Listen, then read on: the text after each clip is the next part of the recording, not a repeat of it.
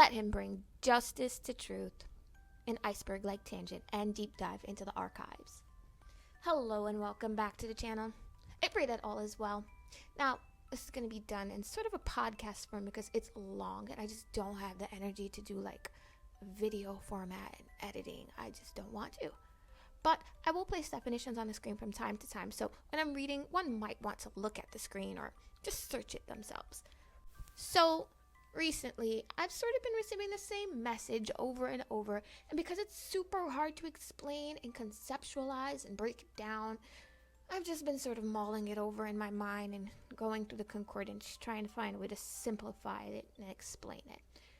But I've thought, and it just feels like I'm wasting time. So, sure, many people won't sit through this, or maybe even understand this, but I guess that's between them and Yahuah.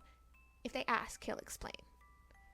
Complex concepts can't just be super condensed, so let the viewer be willing to listen and look up the information themselves if necessary. We're going to begin, but I'll warn also that we're going to jump around a lot, though not really jump around, it's more that we'll use many biblical references to highlight the established patterns, but it's like biblical references but also other histories, because we know the whole world has history. So, we're going to do this in a part series. Part 1. Let's begin with Isaiah. I'm beginning here because there's a very relevant piece of prophecy that I think people may have overlooked or like underestimated and improperly analyzed. So, Isaiah chapter 42, verses 1 to 4. Behold, my servant, whom I uphold, mine elect, in whom my soul delighteth. I have put my spirit upon him. He shall bring forth judgment to the Gentiles. He shall not cry, nor lift up, nor cause his voice to be heard in the street. A bruised reed shall he not break, and the smoking flax shall he not quench. He shall bring forth judgment unto truth. He shall not fail, nor be discouraged, till he have set judgment in the earth, and the isles shall wait for his law. Alright, so I read the whole passage to provide context. This is about Yahushua, clearly. Yahushua is Yahuwah's chosen one, the elected one, the Mashiach, the anointed. Now, in this first verse, I want to point out 3 words/phrases. Let's look them up. Okay, so from the bottom up, to the nations, 1471. The word used, or like the original word is goy, but it's been conjugated. So let's look at the original word, goy. 1471, goy, nation, people, Gentile. Noun, masculine, proper name of a people, goy, proper name of a people. Gentile, heathen nation, people. Nations, nation, people. Every nation, Gentiles, goyim, herds. Apparently from the same root as this word, in the sense of massing, a foreign nation, hence a Gentile, figuratively a troop of animals or a flight of locusts. It's kind of funny that in the figurative sense the word means a flight of locusts. It's like a consuming spirit, like capitalism or like consumerism. Pyramid video, sorry. Even though it refers to people outside of Yasharal, it also refers to the spirit working through them. The next word I want to look at, because I feel like it's very misused or misunderstood, is 4941, Mishpat. This one's kind of long, but I still want to read it. Mishpat, judgment, justice, ordinance, law, decision, right. Noun, masculine, mishpat, or mishpat. Adversary, ceremony, charge with crime, custom, desert, determination, discretion, disposing, due, fashion, form, to be judged, judgment, justice, justly, manner of, lawful, manner, measure, due, order, ordinance, right, sentence, uses, okay, worthy and wrong. Justice, ordinances, judgmental, judgments, ordinance, custom, right. It's from the word which means judge. Properly, a verdict, favorable or unfavorable, pronounced judiciously, especially a sentence or formal decree, human or participants, divine law, individual or collective, including the act, the place, the suit, the crime, and the penalty. 2. Abstractly, justice, including a participant's right or privilege, statutory or customary, or even a style. Okay, there's more, but I'm not going to read it because it's super long. But I say all that to say it comes from the word mishpat. So let's look at that one next. Mishpat or mishpat. It's number... What number is this? I don't know. What number is this? Okay, well, you can look it up. Avenge that, or to judge, govern, vindicate, punish. Avenge that, condemn, or some like to condemn. Contend, defend, execute judgment. Be a judge, judgment. Needs, plead, reason, rule. Judge, judges, judged. Enter into judgment, vindicate, judging. To judge, i.e. pronounce sentence, for or against. By implication, to vindicate or punish. By extension, to govern. Passively, literally or figuratively, to litigate. Sorry, the words are really small because they're really small. In order to see the whole thing, they're really small on the screen, so I don't have to keep scrolling. Avenge that, condemn, contend, defend, execute judgment, be a judge, or be a judgment. A primitive root to judge, i.e. pronounce sentence, for or against. By implication, to vindicate or punish. By extension, to govern. Passively, to litigate, literally or figuratively. Avenge that, condemn, contend, defend, execute judgment. To be a judge or judgment. Okay, there's more, but I don't think I'm going to read it because I don't think it will be super helpful. It should already be understood what this means. But it's very clear in this verse, Mashiach is coming to pronounce a sentence against the nations outside of the body of Mashiach, which is to say those consuming spirits. All those who are not natural or grafted in. The last word we'll look at in this verse is 33:18. Yatsa. I know. Yeah, okay. To go out, to come out, to bring forth, to depart.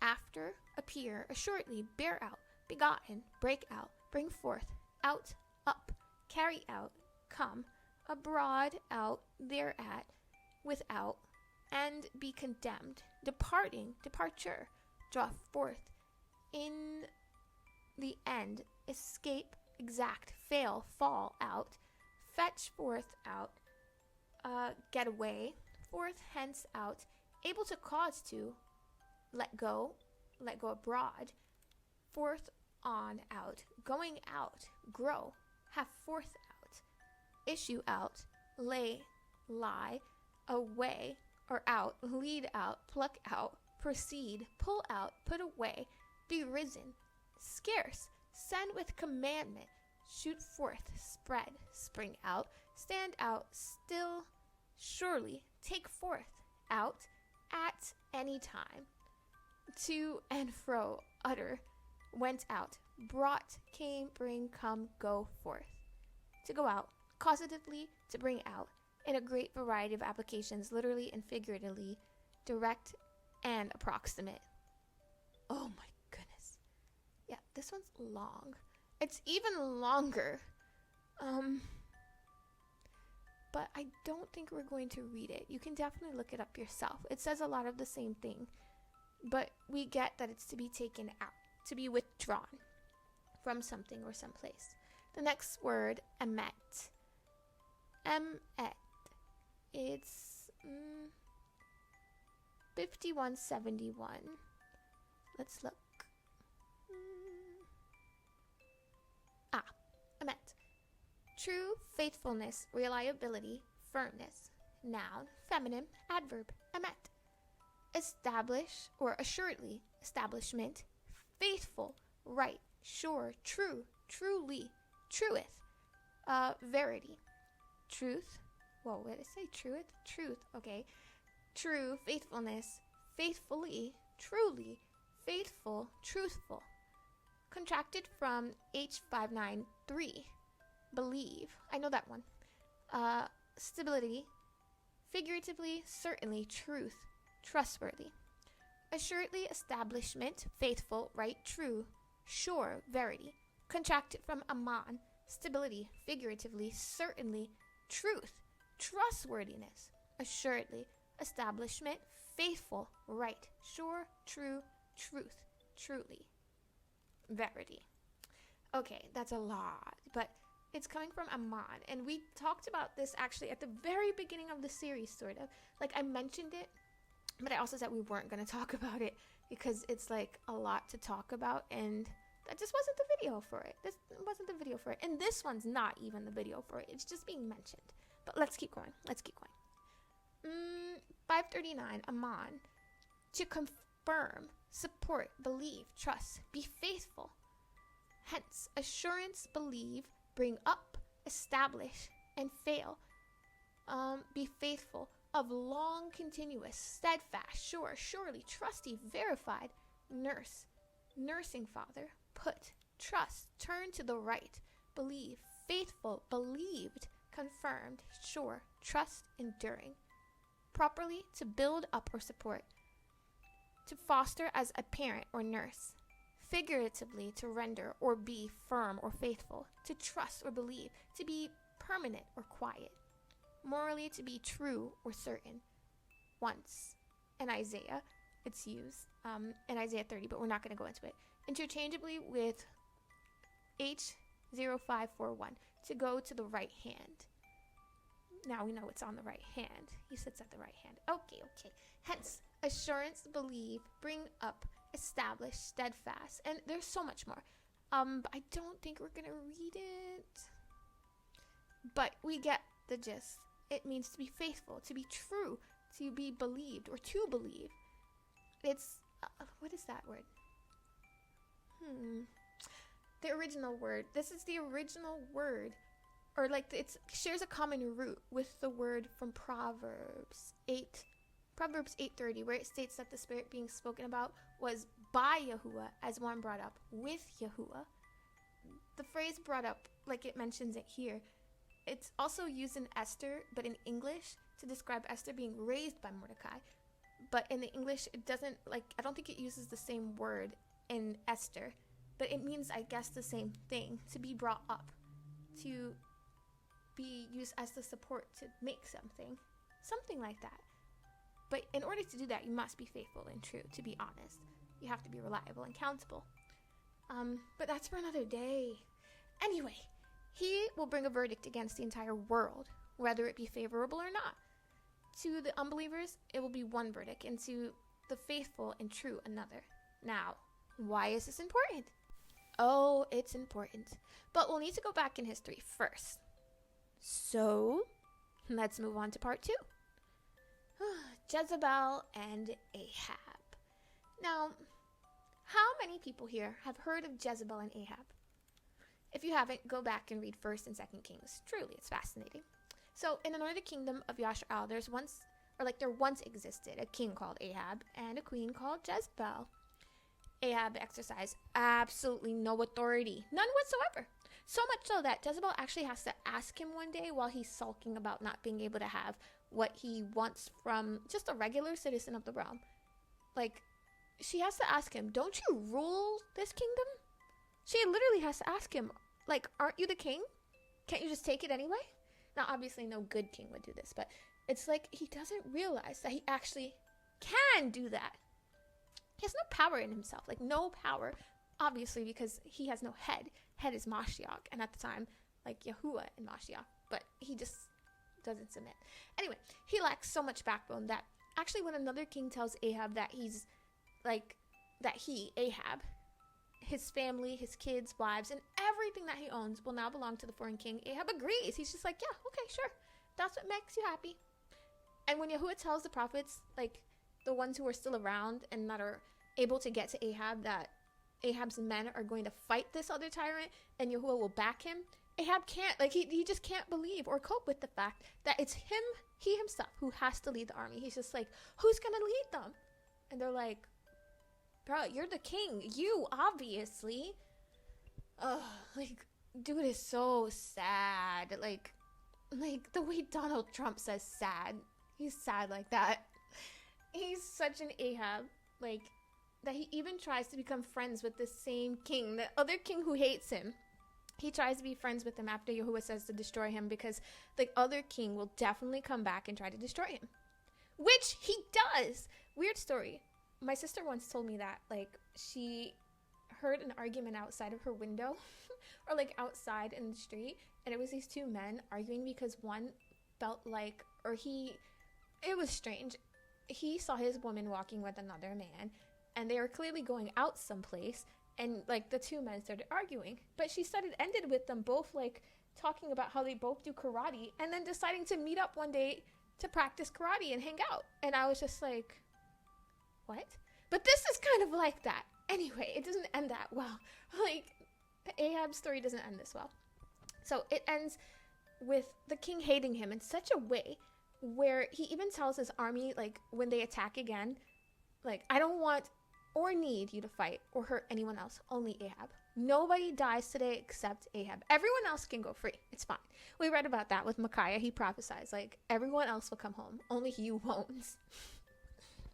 Anyway, this man exercises so little authority as the head of his house and kingdom that, of course, not only does his wife usurp the authority and use it and her supposed beauty to get what she wants from others, but the entire realm are doing the same thing, asking evil spirits for help, protection, and goods, because the king and priests in the land are corrupt and evil and weak. This is where I want to begin the subject. So, what does the name Jezebel mean? I know. Why does it even matter? But we're going to look. The name Jezebel is of Hebrew and Phoenician origin. It's, I'm thinking because Sidon, Tyre, like Phoenicia. Okay. Its literal translation is debated by scholars, but common literal meanings include Baal exalts, or where is the prince, or where is the Lord, and without cohabitation, or chaste. So, there's more, but we're not going to read it because we already know what this means. Like, a lot of people say it's coming from Elizabeth, but this doesn't even make sense. The consonants are out of order. Elizabeth, I think, means an oath from Yahuah. This is not what this means. No. This is meaning, like, we looked at it in the name series. I think we learned about the word Baal or Bel. It means Lord. This might have been the other channel. I'm sorry.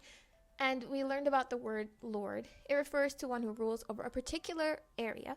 This area has borders. Another word that describes this is a prince or principality. Now, a principality is in a spiritual sense, is a spirit that rules over a particular area, like we said. For instance, this was mentioned some videos back. How about how Mashiach will marry himself to the New Jerusalem and clothe her with the goodness of the believers. Now, he calls the city, his bride. He ties himself to this place by covering it spiritually. Now, the believers are all a part of the body of the Mashiach. So when he uses their righteousness to clothe the bride, he's using his own clothing. What he uses to protect himself, he's using to shield and cover her as well. That's our righteousness. Now, that being said, if a man or principality isn't covered by righteousness, then whatever he's clothed with, he'll cover the woman with or the city with, right? Whether that's pride, like the king of Babylon in Isaiah, and like the prince of Tyre in Ezekiel, the result is not good. Or perversion and greed, like Sodom and Gomorrah. Those things have limits because they're not supported by Yahuah. Without his backing and power, they come to an end, like we said in the video about non-biblical cultures. Anyway, those principalities are cast down. They're removed, leaving the land unprotected. A city without walls, a woman with no husband. This happens during Jezebel's time. This happens to most countries in history. Like most, what they would call like countries, or what is that? Not cultures, but kingdoms and empires and things like this. It happens. Yeah. We spoke about this even like in modern times, but it's on a smaller scale. It's on a smaller scale, but it's all still the same, like we spoke about in another video. When Ahab dies, Jezebel's sons are left in charge. But because they had no good example of what a ruler, a head, and a cover do and look like, their reigns breed chaos. They intermarry, interact, and join themselves to people who worship spirits that are not Yahuah, just like or even more than their parents did. Even though in their lifetime they see prophets like Elijah, like my Eloah is Yahuah, Elisha, like my Eloah is salvation, and Micaiah, who is like my Eloah, who are constantly warning them that Yahuah will do, like what he'll do, and like even helping them when Yahuah decides to have mercy on them. So they see him act, they see Yahuah act through these people, and yet they still just be like, nah. It's not like us, how nowadays we don't see that type of stuff. We just believe. We know that it's true and that it's real. But they had actual evidence. They were eyewitnesses to these things. They were affected by these things, like actually in their time, in their life, in their homes, like, but still they were just like, nah, I'm good. I don't need Yahuah. Like, what? Oh, anyway, Jezebel and her children don't know Yahuah. There is no real power in their land. So they go here and there and anywhere to get what they need. Bible labels this kind of behavior, and we'll get to it later, but they're selling themselves and what little good they have to get what they want and need to support themselves and those that they carry. This is why Yahuah is so angry about like this Bel Peor thing. I don't mean to say it like that, but when they come out, like they're about to conquer their land and the whole Bel Peor thing happens. By marrying those women, they make themselves subject to false Elohim, to evil principalities, because those principalities rule over those areas. This is the Lord of Peor. What are you doing serving him and marrying his daughter when you have your own El and he has his own daughters for you to marry? What Yahuah really wanted was to be like the ruler over that entire area by having his people live there and follow him and his rules. But instead, they immediately began following some lesser thing and its rules. Idolatry, plain and simple. Anyway, to sum up this part though, let's agree that the place with no principality, like it's ruled by the spirit we call Jezebel, or Ishtar, or Semiramis, or Isis. There's a lot of names for these type of spirits. It's ruled by the female with no real protection, who has to step out of her role to take on the rule or the role of one over her, leaving her role to someone else, or even nobody at all. And this is also where that other word comes in. We saw it, like, when I was reading the definitions. Go back and see if you recognize. Which is why we see her reference in Revelation, chapter 2, verses 20 to 23. Now, let's read it quickly, because it's truly what he did to Jezebel and her children. It's funny. Like, I hate to read stuff and think that it's so funny, but let's just read it. Notwithstanding, I have a few things against thee, because thou sufferest that woman Jezebel, which calleth herself a prophetess, to teach and to seduce my servants, to commit fornication, and to eat things sacrificed unto idols. Now, that Bel Peor spirit did just this, right? Literally, just this. Clearly, that land had no real principality, because its works are ascribed to Jezebel.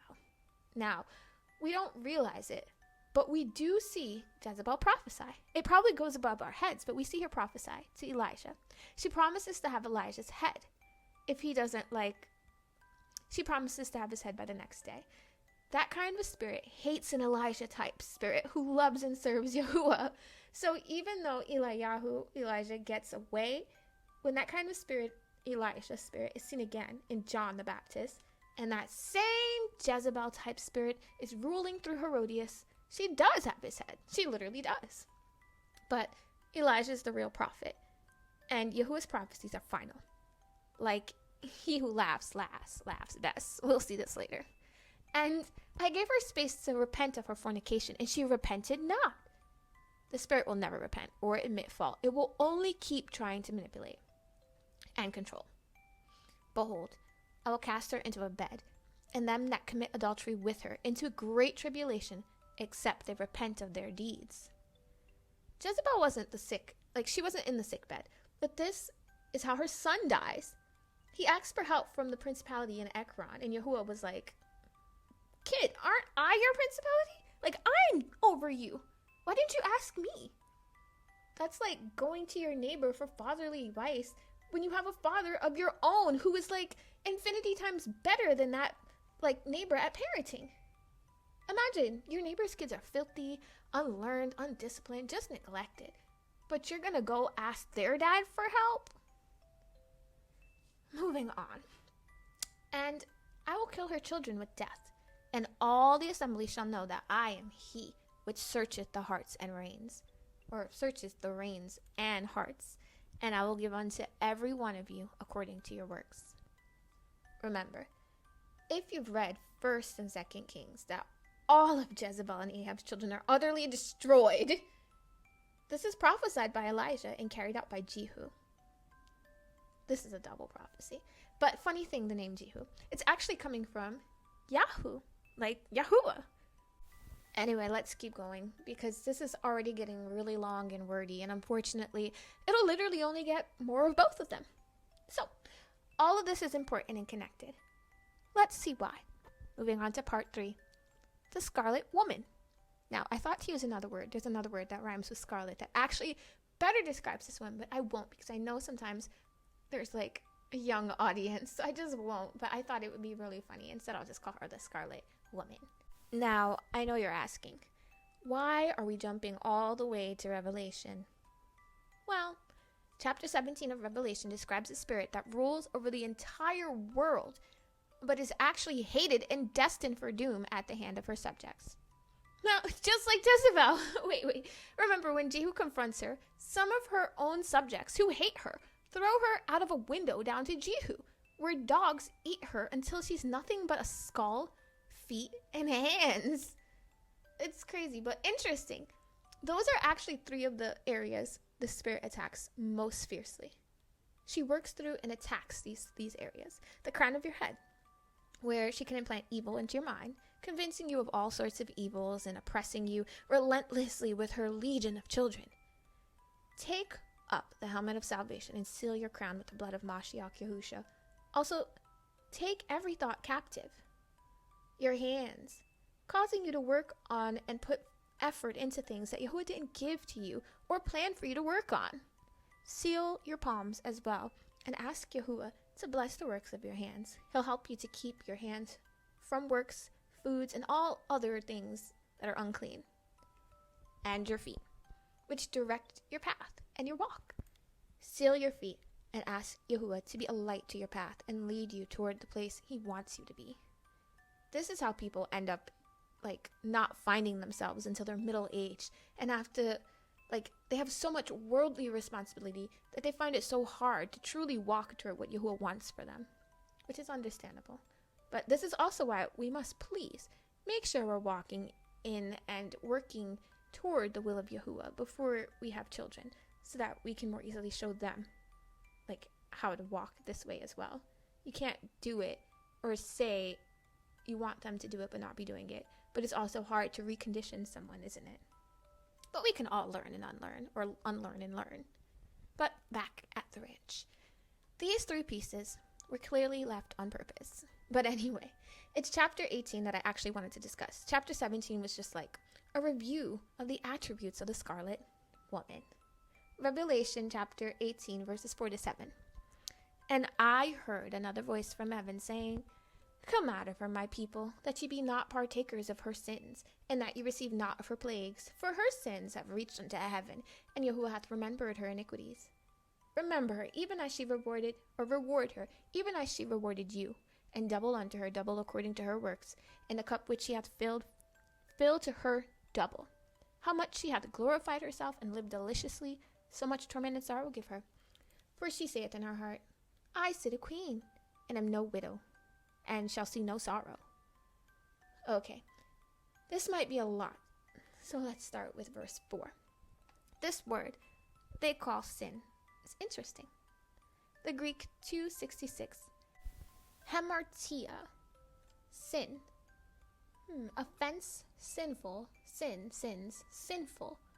It's coming from a Greek word. I don't read Greek, so I just won't. But I'm guessing it's this one below, hamartano.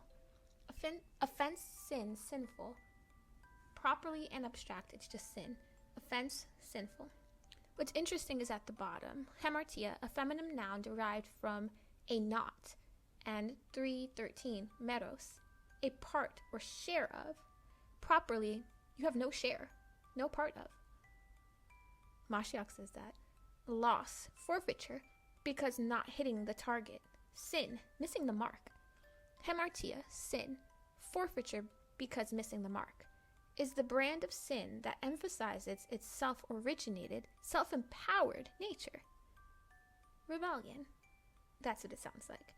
It's not originated or empowered by Yahuah, i.e., not of faith, his inworked persuasion.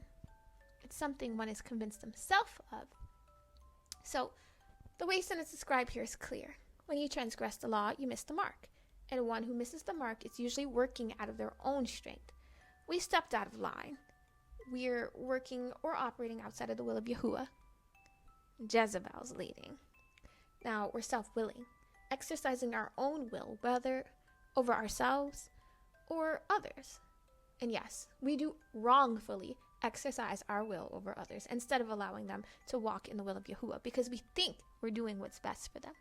Many parents even want to be master instead of steward. Remember, those little souls came through us humans, but they actually belong to Yahuah. So, check yourself. Always ask whether what you're doing will bring them into the presence of Yahuah, more or less. Will it bring them closer to him or farther? And also consider, even when we think we're doing something that Yahuah would love and appreciate, Martha thought the same thing.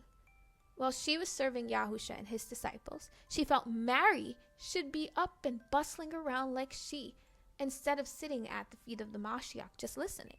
Now, Yahusha told her no, that Mary chose that thing that was good. Sometimes a person's way of serving and worshiping is simply being present and listening. That's what Yahuah originally wanted from us.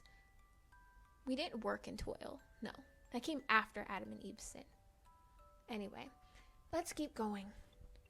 One word here needs a bit of scrutiny. It's ek, or x. It's 1537. Let's read. Ek or x. From, out of, by, away from. Preposition, ek or x. Blah, blah, blah, blah, blah. After, among, are, at, betwixt or beyond, by, the means of, exceedingly, abundantly above, for, forth, from, among, forth, up, grudgingly, heartily, heavenly, hereby, very highly, in,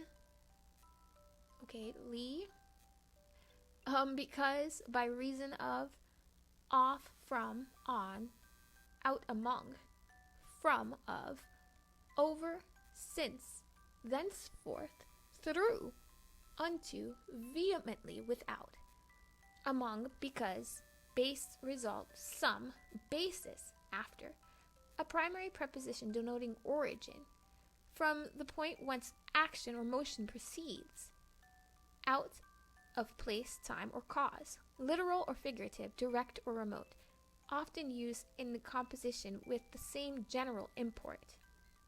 Let's look at the bottom. I want to read the bottom, you'll see why. Let's look at this helps thing. Ek, a preposition written x before a vowel, properly, out, from, and to. The outcome, out from within, ek, out of, is one of the most under-translated and therefore mistranslated Greek prepositions, often being confined to the meaning by to the meaning by, like the way you would use the word by.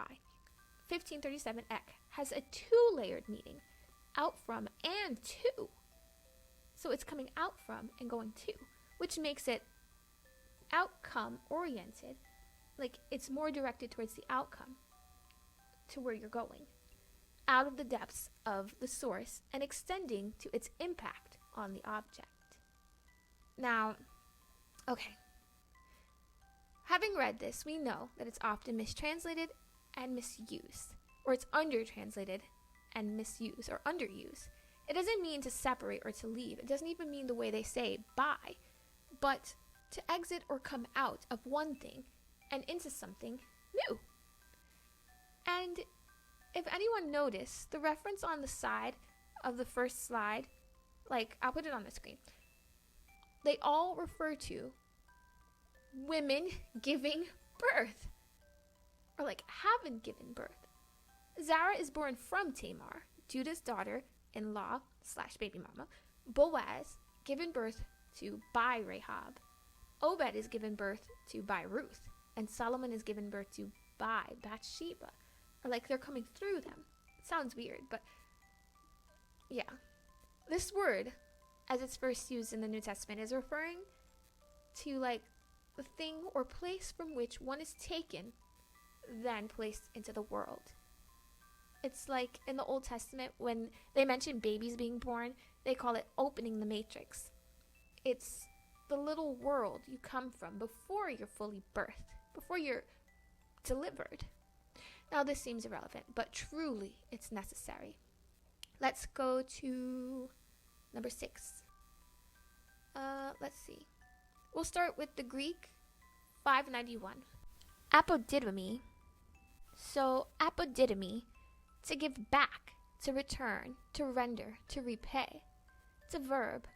Apodidomi, deliver again, give again, repay, repayment, be made, perform, recompense, render, requite, restore, reward, sell, yield, repay, render, give, paid, payback, reward, sold. It's coming from, I can't read this word, I'm not Greek, I don't speak Greek.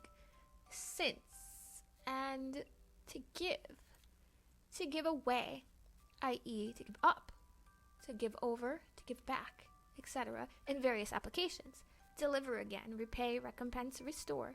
From apo and didomi, to give away, i.e. up, over, back, etc. in various applications. Deliver again, give again, repay, repayment, to be made. Perform, recompense, render, requite, restore, reward, sell, and yield. Very interesting. This is a meaning, like it's meaning to give back or return repay. Short and simple. Next word, diplual. It's 1363. Diplual, to double, to fold over. Double, give back. Double. It's pretty simple. To render twofold or double. So we see it just means to give back twofold. You must pay back double. Next word, 1722. En or ain. In, on, at, by, with, among.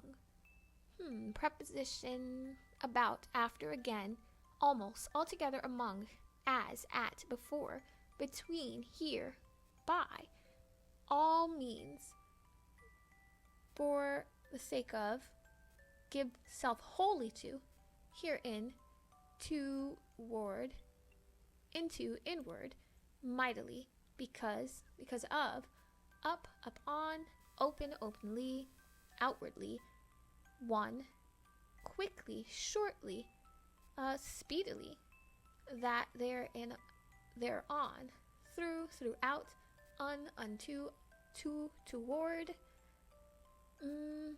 under, when, where, wherewith, while, with, within, among, when, while, through, within, during, under, a primary preposition denoting fixed position in place, time, or state, and by implication instrumentality, medially or constructively, i.e. a relation of rest, intermediate, between,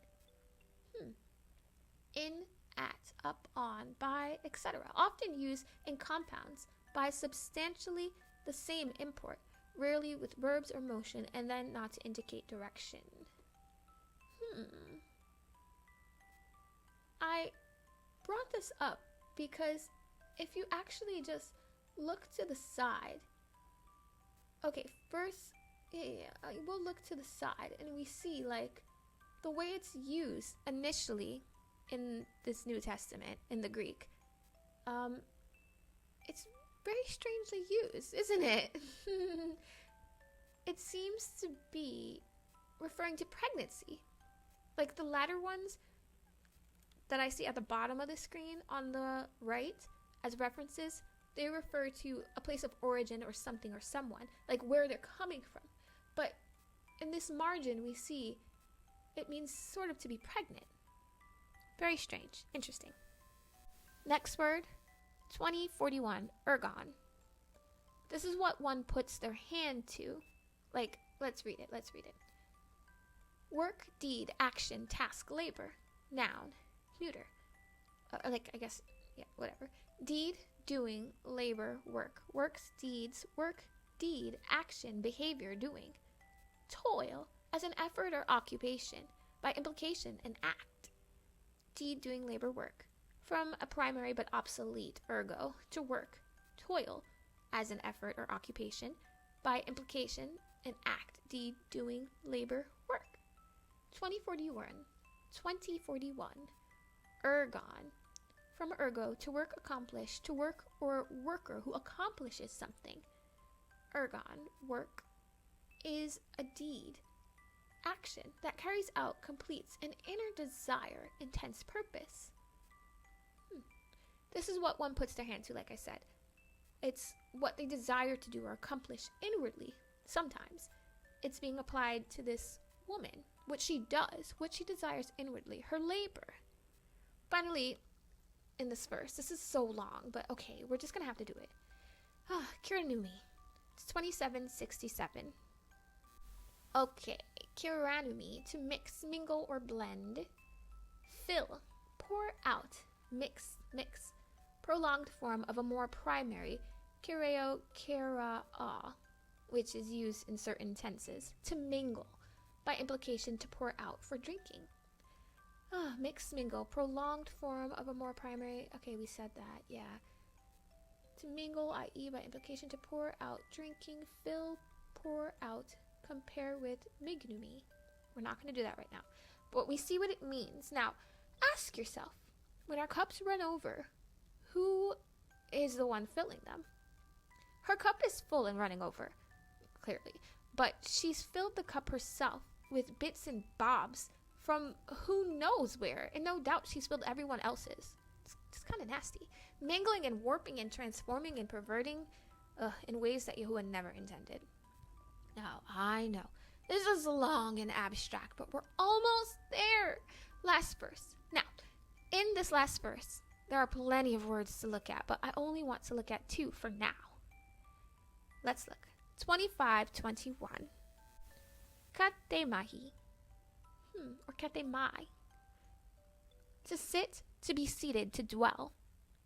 Dwell, sit, by, down. Sitting, sit, sat, sit, seated, sat down, sitting down. Kata, according. It's coming from the Greek 2591, kata, according.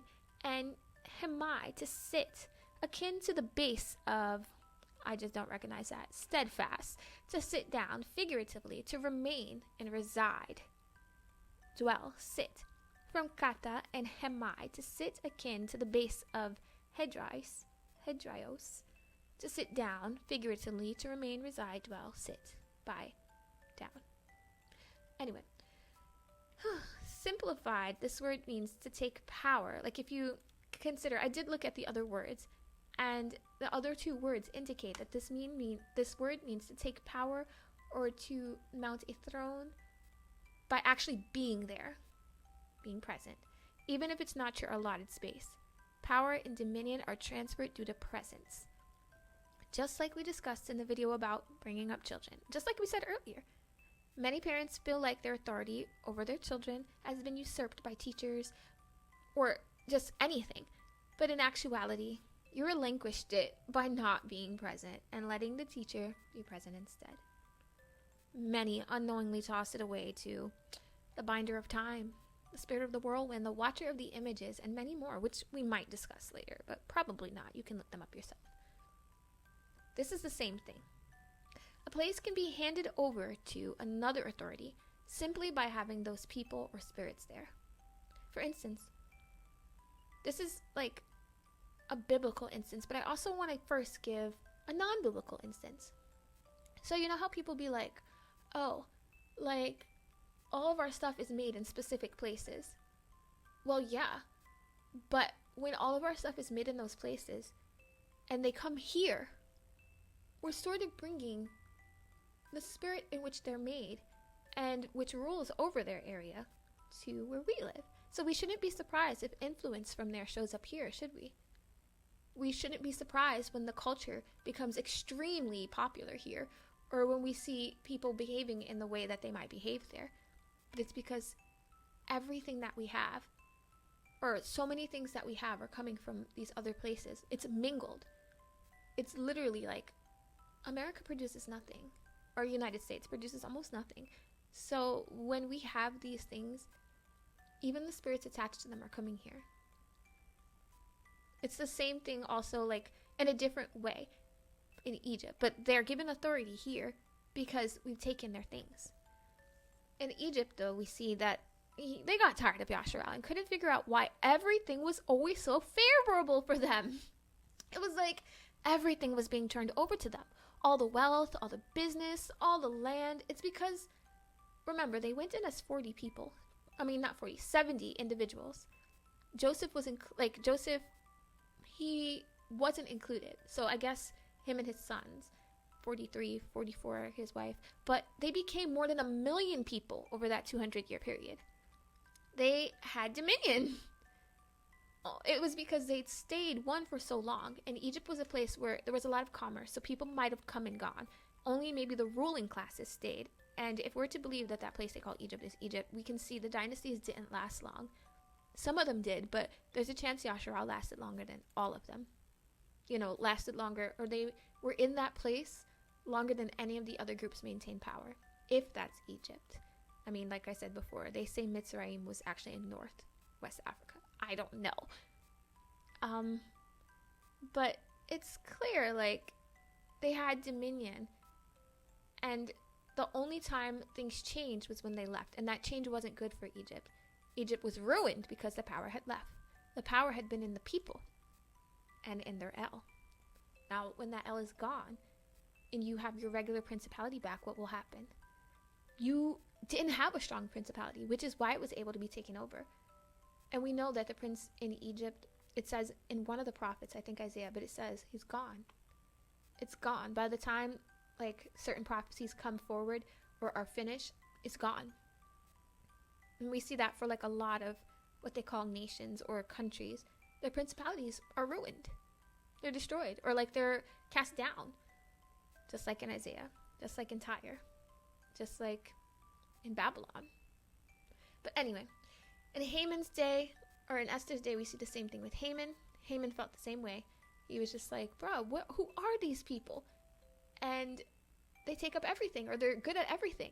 The Spanish, the Germans, the French, the Portuguese, the Dutch, they all felt the same way before the slave trade. So the Dahomis, like the Dahomey tribe, the Arabs, literally everyone that these people ran into, everywhere they went, they were despised because they would gain dominion.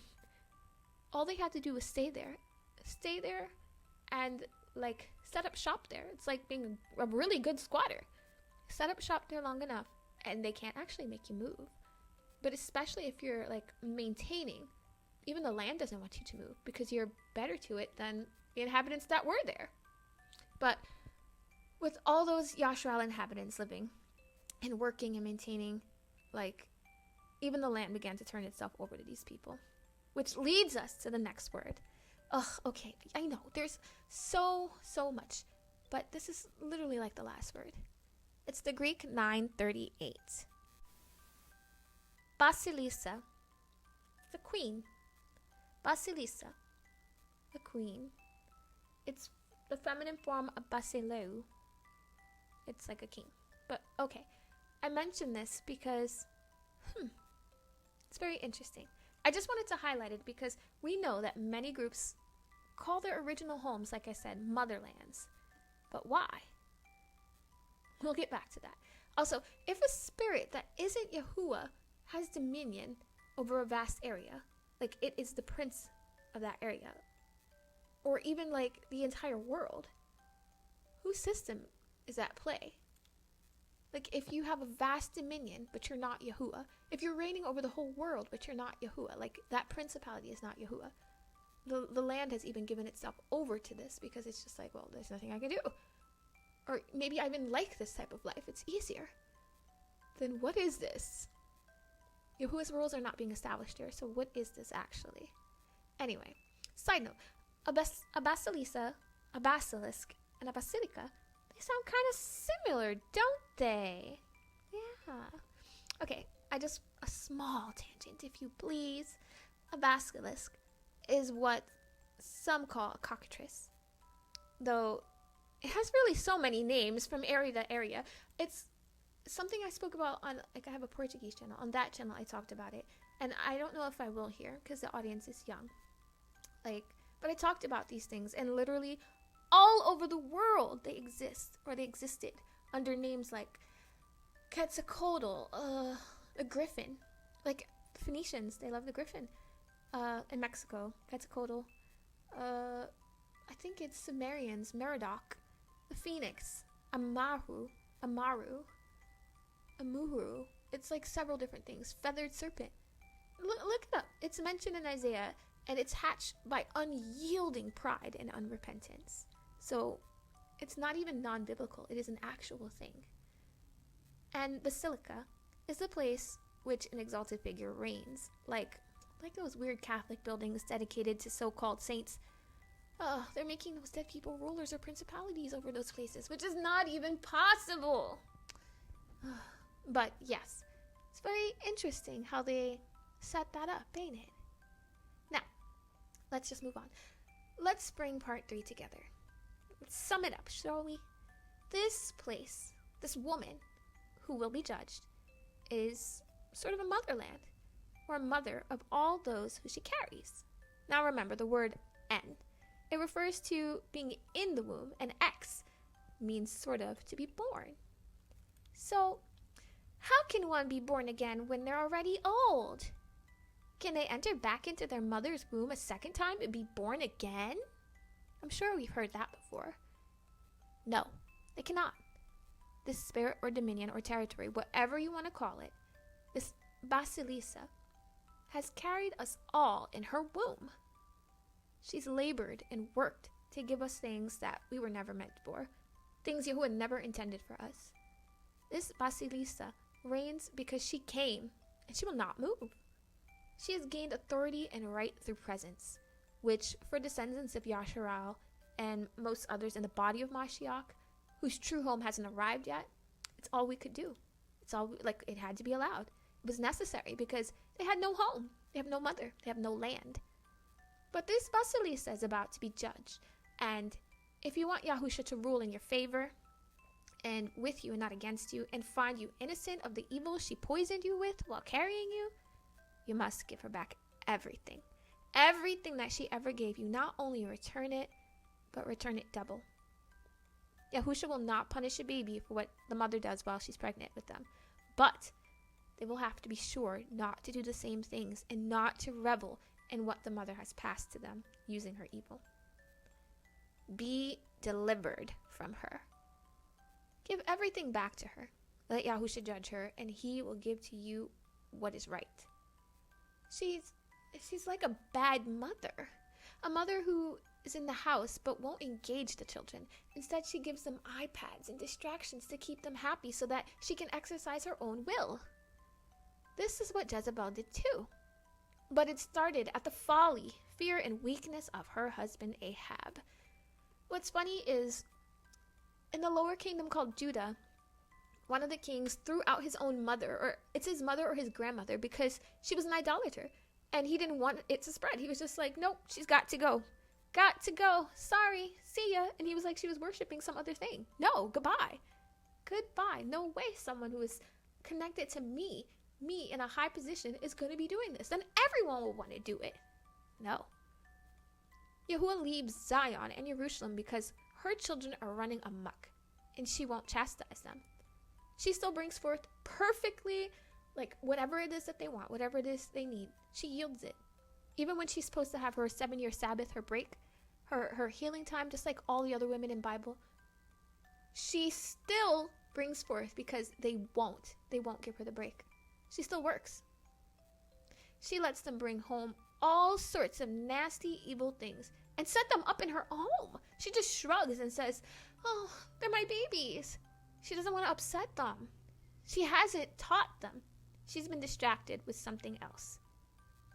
These places, called motherlands, have no principality. And fatherlands have a principality that isn't obeying Yahuah. And as soon as, Yahuah's tired of them, they'll be gone too. Quickly, just really quickly, who is the prince of these places? And why has the wife been left to run the house into the ground? Now, in a previous video about not loving the world, we spoke about a particularly foul spirit loved in the Hindu pantheon. This spirit is even shown as having a cup and drinking from it in the video. It's ghastly, which in chapter 17 of Revelation is explained. This thing is married to what the Hindus call or consider the destroyer. Now, if you know about CERN, if you know, you know. But I'll just say, you'll understand, and you'll find it weird, like that little dancing statue that they have in front of their headquarters. Now, in the book of Revelations, the destroyer is called Abaddon, or Apollyon, and he's the angel of the bottomless pit, also called the king over the creatures that come from the bottomless pit. We spoke about this in questions from the kids, Andrew's question. Now, these things are initially called locusts, meaning they're consuming spirits, but they also bring torment. I just want to put that in there and bring that out because I feel like it's relevant. It's like how we said in the first video of this channel, how the things that the other nations say and their cosmologies or their beliefs, it's not that they're not true, but they're based on something outside of Yahuah. Their authority, all of their things, Yahuah he didn't agree with. This is like that word that we saw, what is it? Like a self-willing sort of thing, It's based on one's own will, but these spirits work in that way, based on their own will. But I wanted to bring that about because it actually all is connected. It's all the same thing. This thing that we say drinks from the chalice and she mingles the wine, this is her husband, the destroyer, Abaddon, Apollyon. And I won't say the Hindu name, but I'm sure anyone who has ever heard of CERN or seen, anyone who knows the stories, you understand. Anyway, all this time, he's been in the bottomless pit. It's like having a dad who's been in jail. I mean, this is going to sound bad, but as Black people, there has literally been whole generations where after slavery, their fathers were forced into jail for some random thing. But then what did that do? It caused chaos so that the mother had to take on a role that wasn't for her. The children had no example. The children also had no one in the house. It literally was this, like a microcosm. It was this. But he's been in the bottomless pit, giving this female spirit time to work havoc while still carrying Yahuah's chosen people. He never wanted that, but it has to be done because disobedience. It's no wonder she gets judged so. But every land where his people are taken that doesn't care or take care of them properly or corrupts them is always judged when they're delivered. Always. It's judged, harshly. But this is a lot.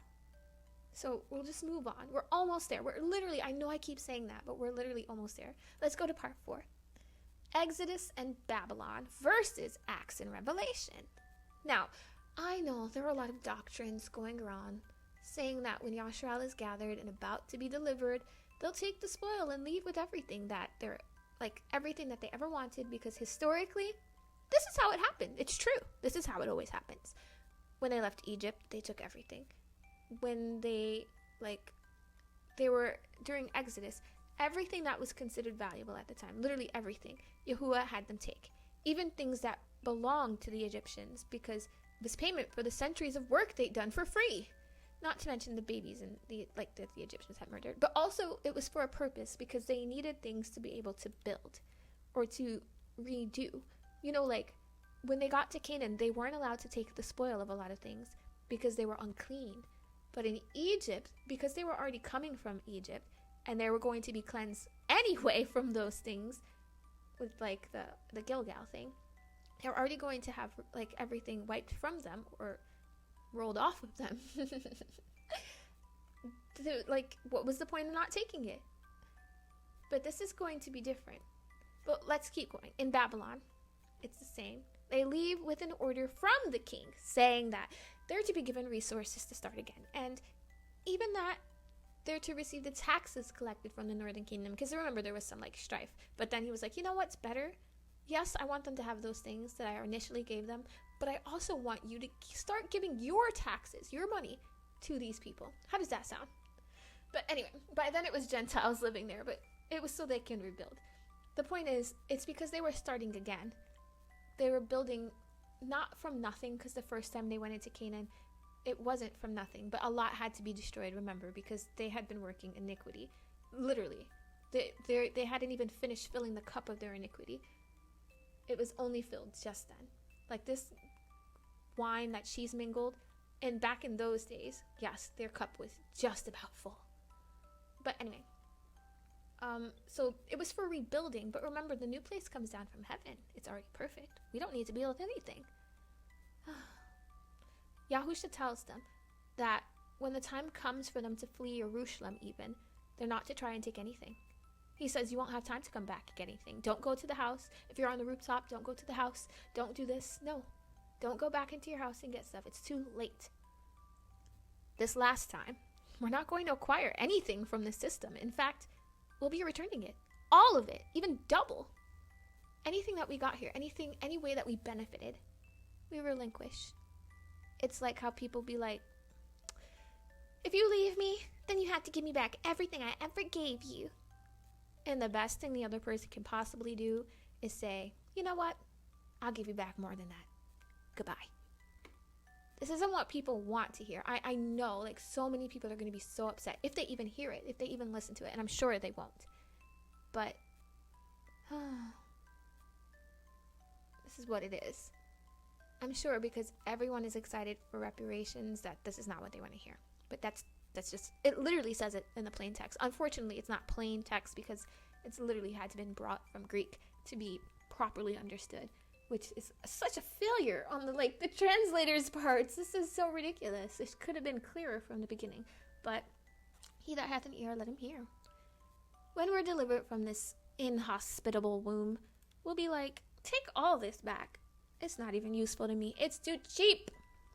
So, as I often say on this channel, don't be wrapped up in this place and its things and ways.